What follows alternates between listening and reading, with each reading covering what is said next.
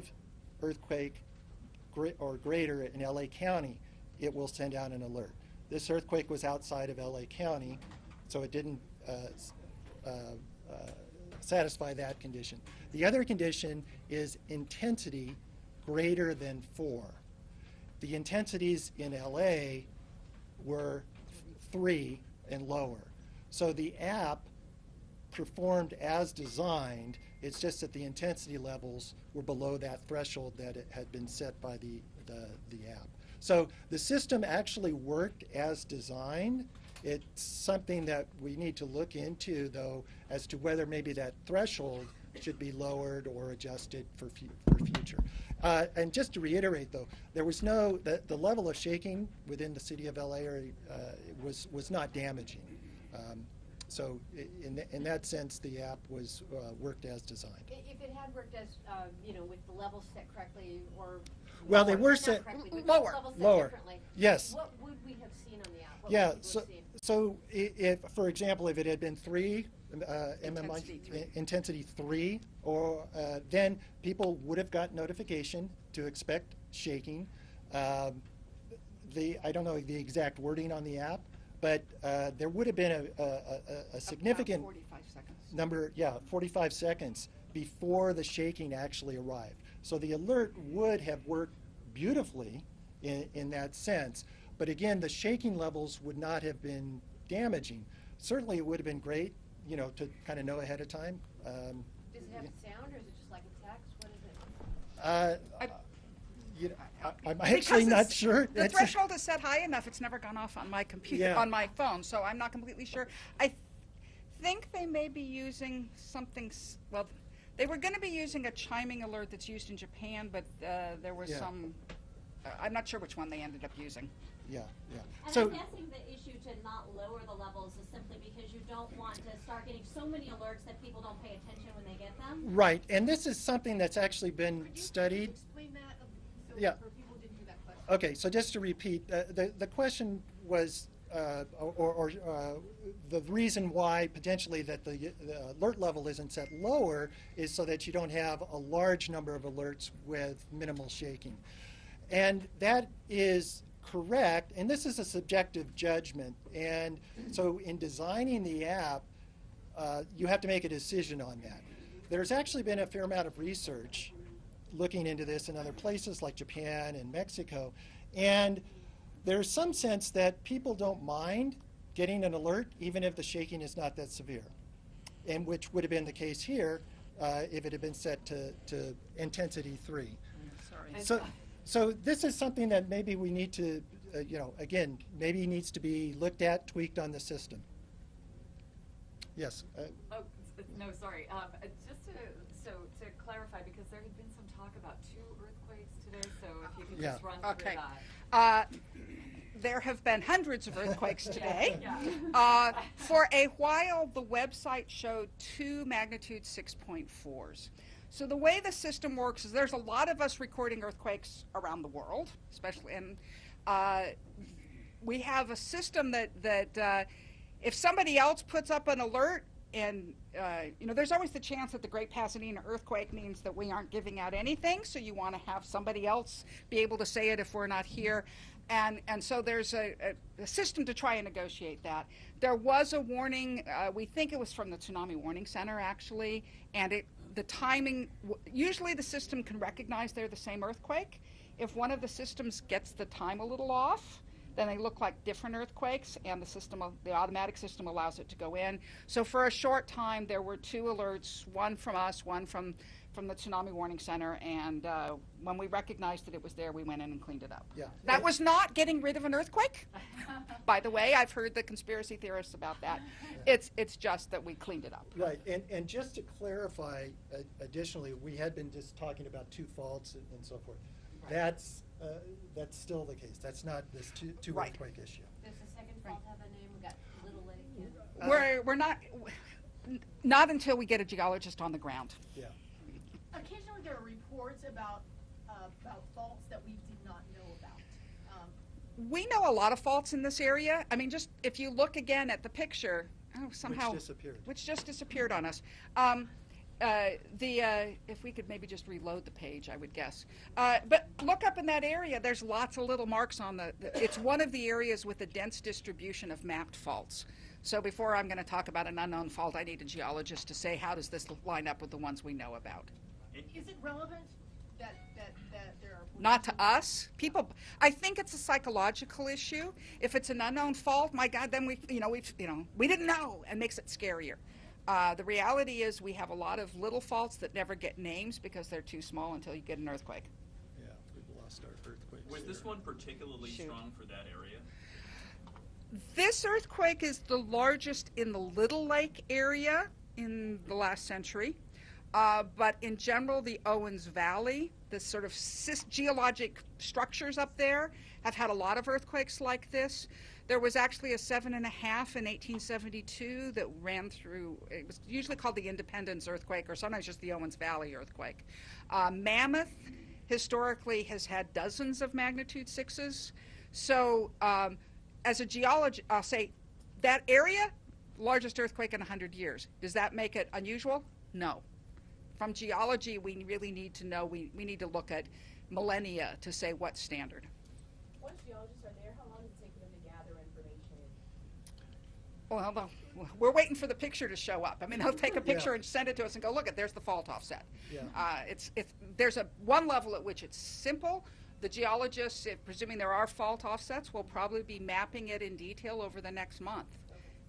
Are they in trucks or helicopters or? Hey, we don't have enough money to send helicopters. They're in trucks. The National Guard does. I really don't know how you guys do that. Yeah, no, not the geologists.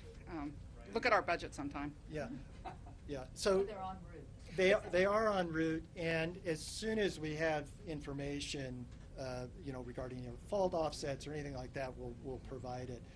Hopefully within the next briefing or so. And since we don't have any pictures of it yet, can you again sort of illustrate what that's going to look like? What a seismologist would want to take a photo of? Yeah, well, yeah, so we're speculating a little bit here in that we don't, You think? we don't know yet if this fault actually ruptured to the ground surface. And it's magnitude 6.4s in California sometimes break all the way to the ground surface and sometimes don't. So until we actually have some definitive information, if it did break up to the ground surface, what we should see is where two sides of the rock or two sides of the ground that were close together have slid horizontally relative to each other. And there may be some vertical displacements as well, but given the information that we have recorded, the seismographs, it looks like the offset on the fault, if it has broken to the surface, will be that horizontal strike slip motion.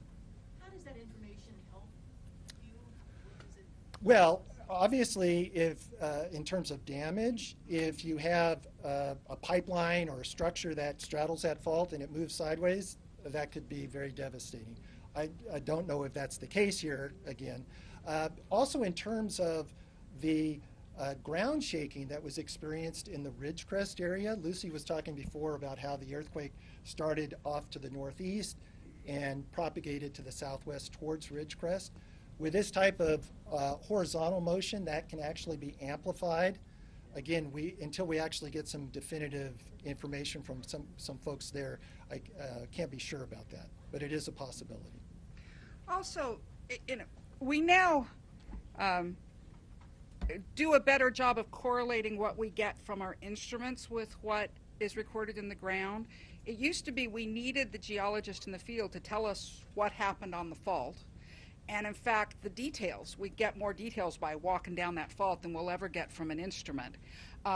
We over many years of recording them and comparing them, we have a guess that that magnitude 6.4 is partially a statement of how much slip happened, how much one side moved with respect to the other, and at that magnitude, with this fault length, it's on the order, it's under a meter, but a half a meter to, so a couple feet.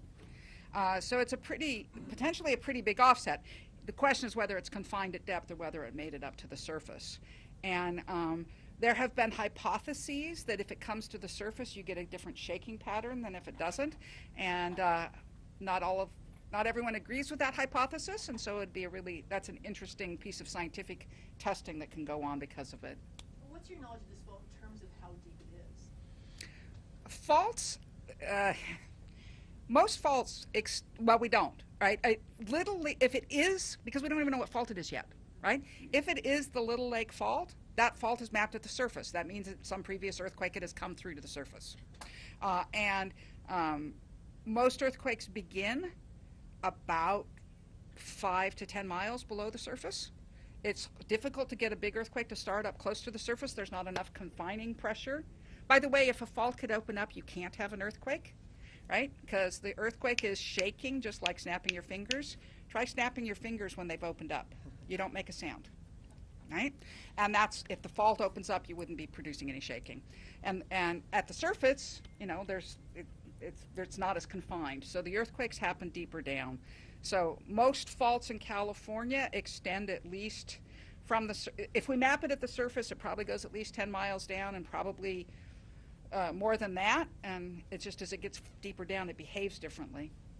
There's a lot of ancient volcanic history out of Little Lake, correct? Not so, but Little Lake is a volcanic region. There are some active volcanics. Right. There's a cinder cone. Yeah, well, and the China Lake Weapons Center runs a geothermal plant there. So there's magma at depth. There's molten rock at depth, which has been used to tap for geothermal energy. So it's a potentially volcanic area. What did you say was your prediction of the likelihood of a quake above 6.4? 9%. 9%. Okay. And over the next week. And if we get through a day, then it'll be a lot lower. Okay. It's not an even thing over the week. The most likely time is right now. And as we see, actually, well, we aren't at the moment. Okay. Okay. I got it up on the radar. Okay. I don't know why. The rate of aftershocks is substantially lower now than it was in the first briefing, right? So these things do die off really quickly with time. Any other questions? Wrap it up. Thank you. Back at 1:30 or 2? Let's at 2 o'clock at this Yeah. point. We'll come back and see if we have some more information. And just super quickly, sorry, you mentioned the China Lake Naval Weapons Station, and you've been saying damage is probably highest in the Ridgecrest and China Lake area. Are you hearing of any damage at that Naval Weapons Station? Remember, damage does not get reported to us. Right. We had a phone call with OES, who the only thing they told us was about structure fires in Ridgecrest. Okay, and I heard about water being breaked in San Bernardino. Any idea if that's related? That's pathetic. It could be. Improbable, but it must have, if it did, it was already in bad shape. Yeah, well, San Bernardino is old. No, yeah, no. Yeah. Same here. See you at 2 o'clock. Okay, so 2 o'clock. Thanks. and- Spanish speaker, please? Okay, Joanne? Yeah, she took it over there, but, you know, Okay. as a courtesy, it's better to have a... Yeah, let's Okay, move maybe- those of us out who aren't Spanish speaking. Okay, sure. Yes, I believe so, but where did you go? Yeah, she's in the back with...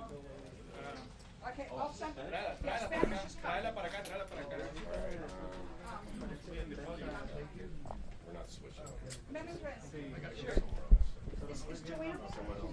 She needs to come in.